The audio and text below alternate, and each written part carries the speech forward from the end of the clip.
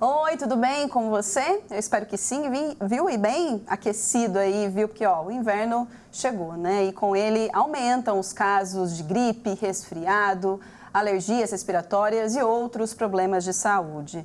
Mas você sabia que alguns hábitos simples podem ajudar a fortalecer a imunidade e proteger o organismo nessa época do ano?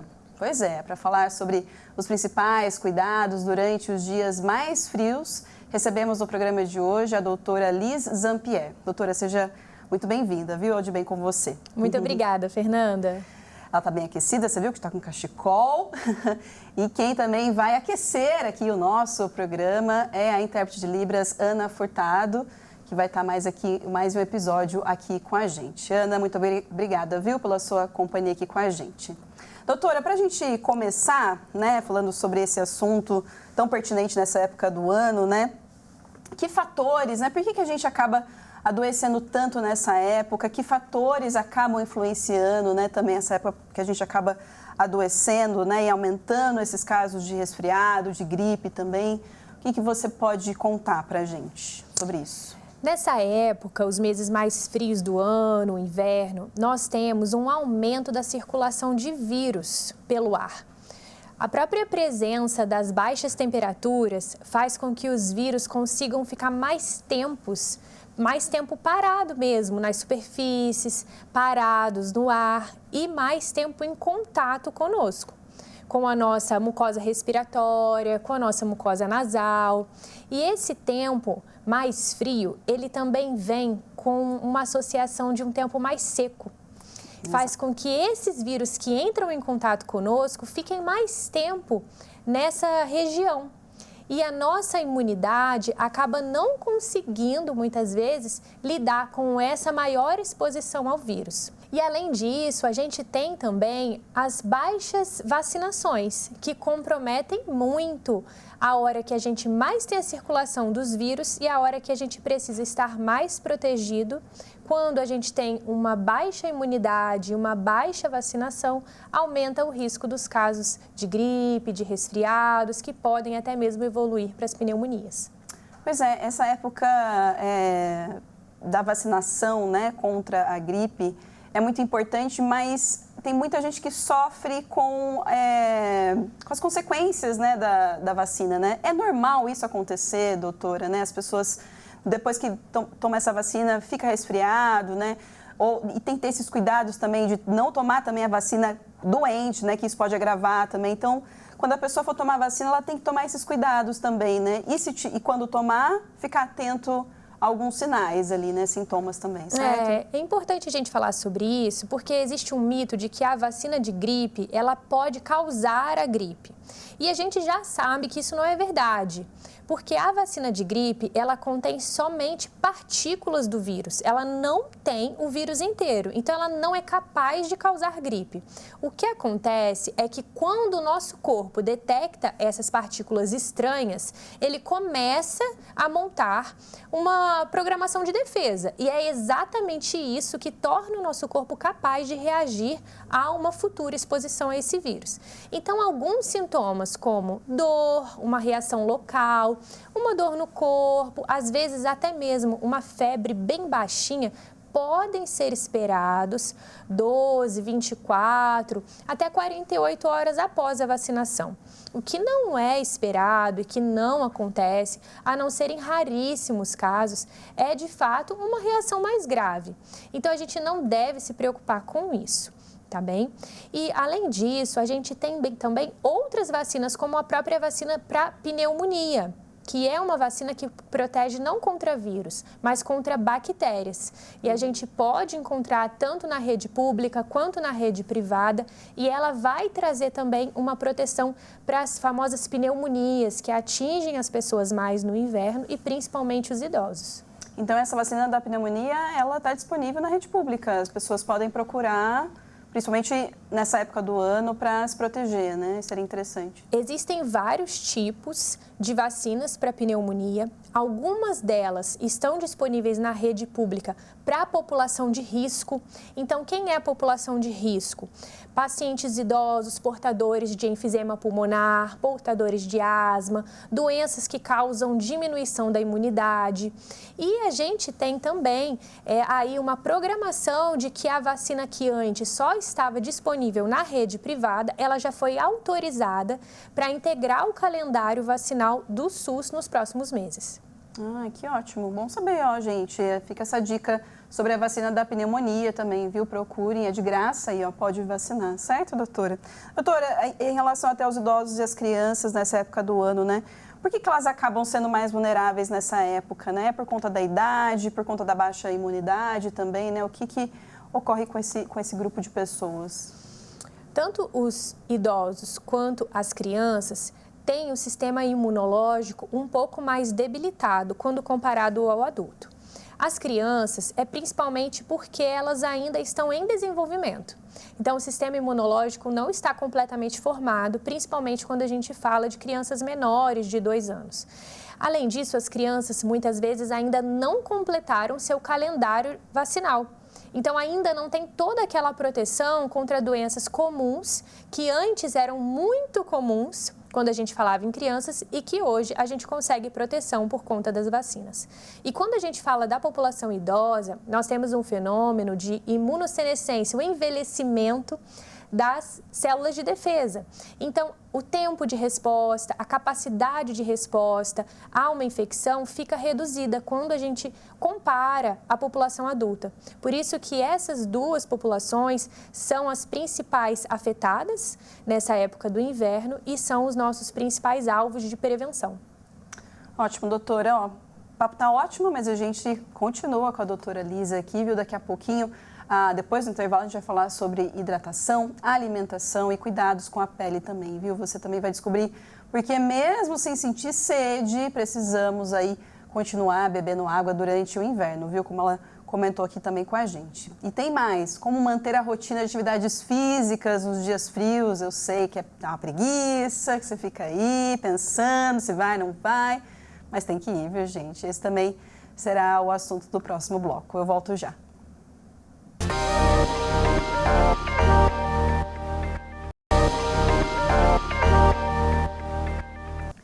Estamos de volta e ó, todo inverno, né, é a mesma história, né, aquele combo de nariz escorrendo, garganta irritada e aquela sensação de cansaço no corpo, né?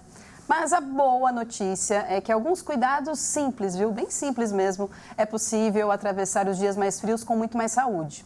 E quem continua esclarecendo nossas dúvidas aqui é a doutora Liz Zampier. Doutora, essa questão, né, de beber água no frio, né? Por que a gente não tem esse costume, né, de beber água, não sentir tanta sede, né? Por que isso acontece? E tem algum macete ali para a gente começar a beber mais água, né? Tem a questão dos chás, né, que acabam entrando aí nesse meio, que acaba ajudando também a gente a ingerir mais líquido, né? É verdade que no frio a nossa percepção de sede reduz. A nossa capacidade de suar também diminui muito.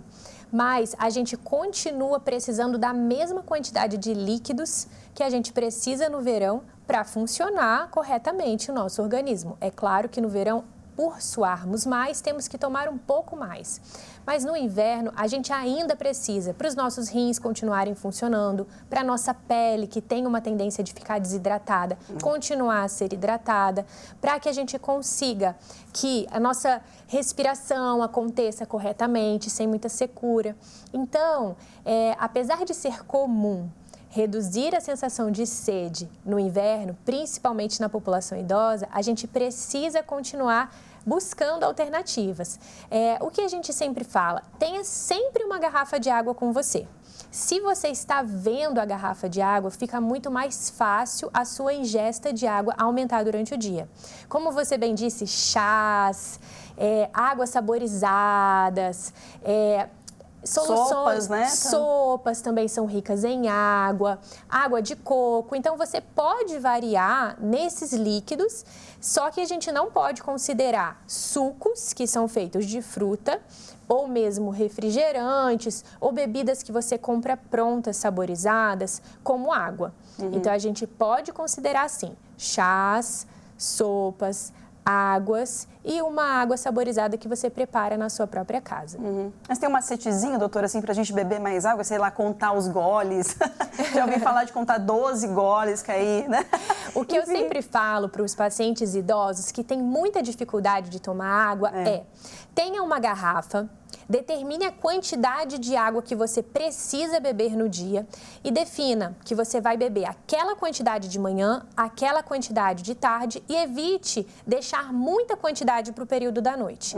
E outra dica também que eu dou é, quando você vai beber um copo de água, tente não colocar só um pouquinho de água naquele copo. Já enche aquele copo e se desafia a tomar todo aquele copo. Então, mesmo sem vontade, essas estratégias programadas podem ajudar.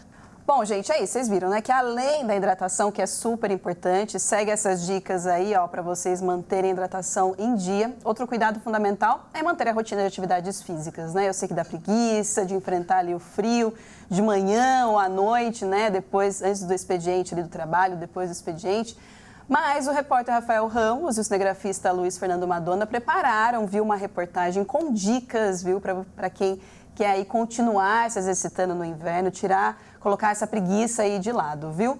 Doutora, vamos conferir juntos aqui na tela? Vamos lá. Vamos lá.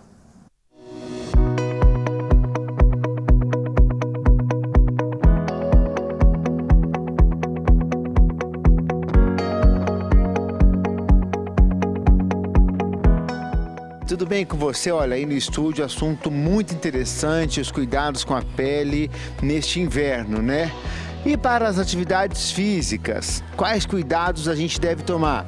E a coragem de vir para a academia também de manhã ou à noite. Tem a questão da hidratação, que é muito importante. Vamos bater um papo aqui com o Eide, ele que é treinador físico. Eide, tudo bem? A gente sabe que nessa época dá uma preguicinha de vir para a academia, mas é necessário, né? E focar também na hidratação. Exatamente. Para isso, para facilitar a vida das pessoas, é importante que elas estabeleçam metas. Eu vou estabelecer uma meta de beber 1,5 litro de água de manhã, 1,5 litro à tarde, assim como de ir para a academia. Na realidade, quando você vem para a academia, você também precisa de cuidados.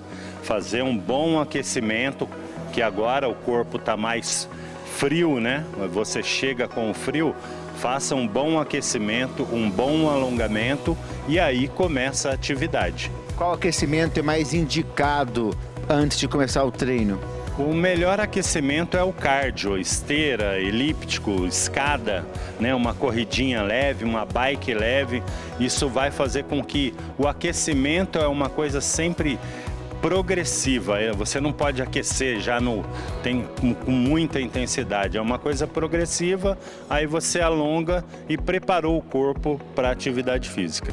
É isso, o negócio é ter coragem, né? Vamos dar uma volta aqui nessa academia e saber como as pessoas estão se cuidando nesse frio para treinar, bora? E olha, encontrei duas amigas aqui no pique. Tá um frio, você tá no pique. No inverno você sente uma preguicinha a mais. Como é que é vir pra academia?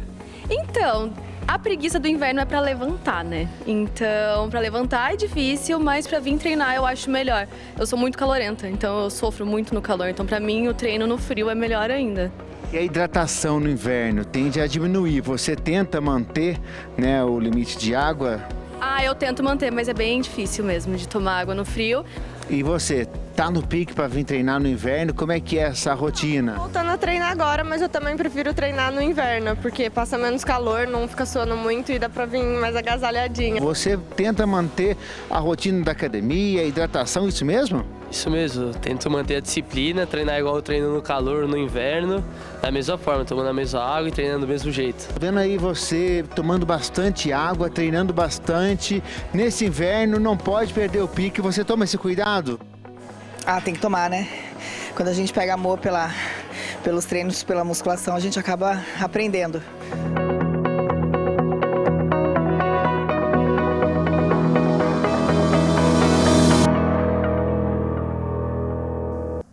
Obrigada, viu, Rafael, pelas suas dicas. O Luiz Fernando Madonna aí pelas imagens maravilhosas aí feitas aí na academia. A gente continua o nosso papo aqui com a Liz Zampieri, que é a nossa doutora e está ajudando a gente a tirar dúvidas, mitos, né, verdades, enfim.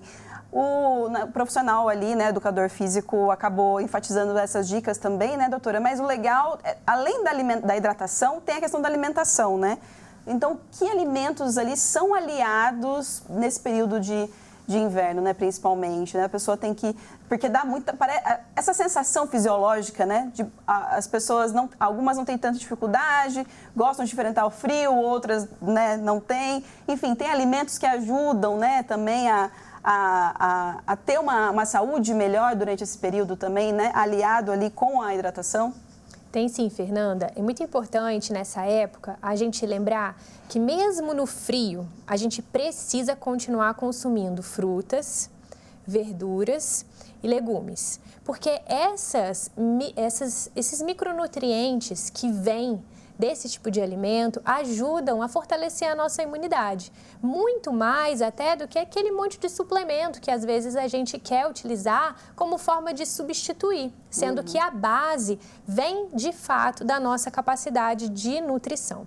Então, apesar das dificuldades, estabelecer metas, como foi dito, de continuar consumindo frutas, verduras e vegetais. E, além disso, uma coisa muito importante é que a gente não pode esquecer de consumir uma boa quantidade de proteína, pelo menos 2 vezes ao dia.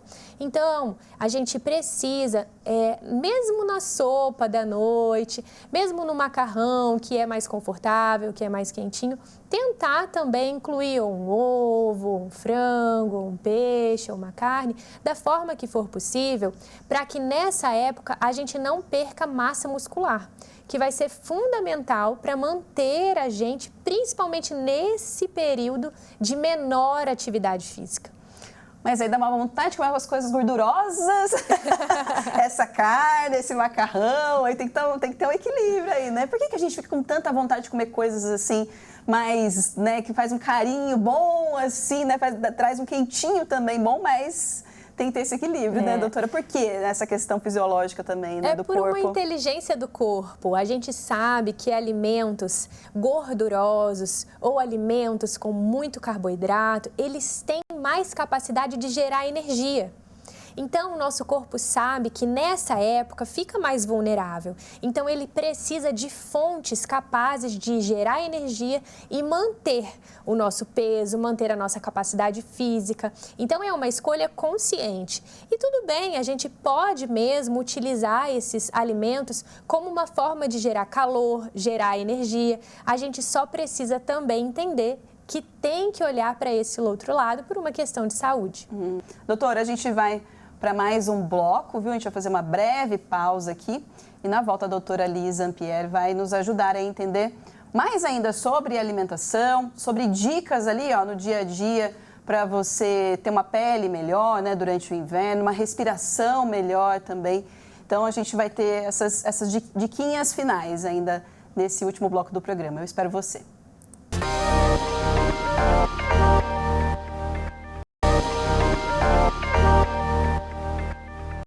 De volta com o De Bem com você e hoje estamos compartilhando dicas valiosas para fortalecer a saúde e atravessar aí o inverno com mais disposição e qualidade de vida. E quando falamos em imunidade, a alimentação, né, tem um papel fundamental, mas outras dicas também são infalíveis aí para proteger, né, o organismo, né, e também proteger melhor aí contra as doenças. Quem explica tudo isso para a gente é a doutora Liz Zampieri, que está aqui com a gente no programa de hoje. Doutora, vamos para algumas dicas finais agora nesse terceiro bloco, né? Esses mitos, né? Verdades, os cuidados com a pele, né? Principalmente com os lábios aí também. Quais os cuidados simples aí para proteger, né? Tanto o rosto, o lábio, né, as vias respiratórias também. O que você pode trazer de dica para o pessoal tomar cuidado? Além da alimentação, né? Hidratação que a gente falou bastante aqui nos outros blocos. Então, para a nossa pele, a gente sabe que esse tempo seco resseca também a nossa pele. Por mais difícil que seja, a gente também precisa tentar evitar aqueles banhos muito quentes, porque eles levam toda essa barreira de proteção da nossa pele, aquela gordura que naturalmente a gente tem e é protetora e causa muito ressecamento de pele, podendo até mesmo aumentar coceira, aumentar pequenas lesões. Então, uma dica importante é tentar não tomar aquele banho tão quente e também não precisa usar uma grande quantidade de sabonete. A gente tem até mesmo sabonetes que vêm em formato de óleo e ajudam durante o banho a hidratar a nossa pele. É muito importante também a gente colocar na rotina diária o uso do hidratante, principalmente nesses 3 meses de frio mais intenso. E falando em hidratante, os hidratantes labiais também são importantes por conta do ressecamento, que podem também ajudar a surgir até pequenas lesões na nossa pele. Falando sobre mucosas, né, como a gente tinha conversado antes, que também ficam muito secas, então nariz, boca, garganta, a gente tem soluções muito básicas, muito efetivas, como a lavagem nasal, que é possível fazer em casa, com soro, você pode preparar em casa, você pode comprar o soro e adquirir um hábito tão simples, fazendo de manhã e fazendo à noite, que ajuda muito a hidratar a mucosa e até mesmo a diminuir essa quantidade de secreção que pode conter vírus e que fica parada nessa região. Como é que é essa mistura mesmo do Tem soro? a misturinha que a gente pode fazer em casa com 1 litro de água, 2 colheres de sopa de açúcar, 1 colher de chá de sal. E aí você precisa manter aquela solução na geladeira até 24 horas. Mas uma dica boa também é deixar ela um pouquinho mais morna na hora de fazer a lavagem nasal. Isso ajuda muito a não dar aquele choque térmico no nosso corpo. Então, às vezes, já comprar a solução pronta pode ser mais prática, mas também é possível fazer o preparo em casa. Outras questões são os xaropes, né? E esses shots milagrosos também, né? Com misturas, enfim. Doutora, todo xarope é indicado para qualquer pessoa? O que a pessoa tem que se atentar? Porque são tantas opções, né? Na farmácia, né? Que estão ali disponíveis, enfim. O que a pessoa precisa se atentar na hora de comprar um xarope e em relação também a essas misturas caseiras aí, né, para a imunidade nessa época?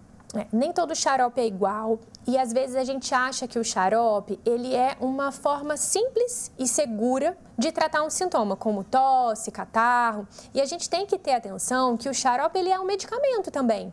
Então, ele, assim como ele traz efeitos, ele também traz efeitos colaterais. Então, muitos xaropes podem causar sonolência, aumento do risco de queda, até mesmo confusão mental, principalmente quando a gente fala da população adulta. E muitas vezes, alguns xaropes que são para expectorar, podem ser usados no momento em que a gente tem, na verdade, uma secreção que já vem aí com sinais de uma infecção, e aí não adianta ficar só no xarope, a gente precisa já entrar com um tratamento correto. Então, não usar o xarope como se ele fosse uma solução para qualquer tipo de sintoma e como se todo xarope fosse igual. E da mesma forma, os shots, que muitas vezes são comprados em farmácias prontos, ou até mesmo mandados manipular, ou até mesmo preparados em casa com diversos ingredientes, a gente precisa ter bastante atenção. Que ingredientes são esses? Essa pessoa que vai tomar tem algum problema de rim? Tem uma pressão alta, tem algum problema no fígado, por mais que aquela pessoa que passou para você essa indicação diga que é natural, não é porque é natural que não vai ter efeito colateral. Então, principalmente para a população que já tem alguma doença, já tem algum problema de saúde, não achar que só porque é natural é seguro. Exato. E aí atentar também das diferenças, né, doutora, do resfriado para a gripe também, né? Então, o que a pessoa precisa se atentar quando estiver indo para um lado um pouco mais grave, né, principalmente da gripe ali em relação, né, à secreção, enfim, o que a pessoa precisa começar a se atentar? Quando é só resfriado, enfim, o que ela pode buscar para imediatamente, né, enfim, para melhorar esse resfriado, e quando for começar a ir para a gripe, né, e sinais ali que podem se agravar, aí sim, quando vê esse sinal, opa, tem que buscar esse alerta ali, ficar em alerta para buscar um médico. Então, os quadros mais leves, que são a maioria dos casos de infecção respiratória viral, que é o que a gente vai ver agora, eles vão ter uma dor no corpo, uma moleza, uma coriza nasal, nariz escorrendo, uma garganta que incomoda, pode até ter mesmo uma febre baixa. O importante é que, em média, gira em torno de uma semana e a pessoa começa a melhorar. E o importante também é que essas infecções virais leves, elas não causam falta de ar, elas não trazem tosse com muito catarro, que só aumenta no decorrer dos dias, e uma febre que não passa. Então, se a pessoa começa com um quadro de dores musculares, coriza, dor de garganta, uma febre baixa, e em vez de ela ir melhorando no decorrer do 3º, 4º, 5º dia, nesse período ela começar a estar pior, esses são sinais de alerta. Então, febre muito intensa, um catarro que aumentou em quantidade, mudou de cor, ficou mais amarelado, até mesmo esverdeado, uma falta de ar que não tinha e agora tem. Então, isso significa que essa infecção respiratória viral não está se resolvendo sozinha, como a maioria se resolve, só com repouso, com hidratação, e sim está evoluindo para algo que precisa ser analisado. E rapidamente, doutora, para a gente encerrar, enfatizar aqui sobre as vacinas, né? Então, procurar a vacina da gripe é importantíssimo, não tem como fugir disso. E a vacina da pneumonia, só reforçar, né? Que tem uma antiga que já é disponível e tem agora uma nova, né? Mas com uma evolução melhor, né? Enfim, para tratamento. Rapidamente, só para enfatizar. Certo. Então, nós temos, todos os anos, nós temos vacina para gripe. Ela é preparada com os tipos de vírus que mais circularam no último ano e ela está disponível no SUS. E nós temos também vacinas de pneumonia, que protegem contra diversos tipos de bactérias. Nós temos vacinas disponíveis no SUS e, a partir de agora, a partir de junho de 2026, novas vacinas estão sendo entregues ao SUS para proteger também contra outros tipos de bactérias que causam pneumonia, agora na sua forma mais moderna, que antes só tinham sido encontradas no particular e agora vão estar disponíveis no SUS. Que ótimo, uma vitória aí, gente, tá vendo? Não tem desculpa, vamos vacinar, gente. Então, doutora, muito obrigada por todas essas dicas, né? Tirar todas essas dúvidas, né? E dúvidas importantíssimas para esses cuidados no inverno, principalmente aí para os mais idosos, para as crianças, né? Então, muito obrigada, viu, doutora? Volte sempre. Imagina, muito obrigada. É isso, gente. No programa de hoje, a gente aprendeu, então, que pequenos hábitos podem fazer uma grande diferença durante o inverno. Anotou aí, ó, manter a hidratação em dia, então sempre deixar a garrafinha de água ali do lado, cuidar da alimentação, viu? Procurar alimentos mais ricos em vitaminas, praticar atividade física, sim, tem que vencer essa preguiça e enfrentar, nem que seja meia horinha de caminhada, viu? Proteger a pele, hidratar sempre aí antes de dormir, passar aquele creminho bom e ficar atento aos sinais do corpo, viu? E você que nos acompanhou, lembre-se, prevenir é sempre o melhor caminho para atravessar o inverno com mais saúde e qualidade de vida. Então, por favor, vacine-se, viu? O De Bem com você fica por aqui. Até qualquer hora. Tchau.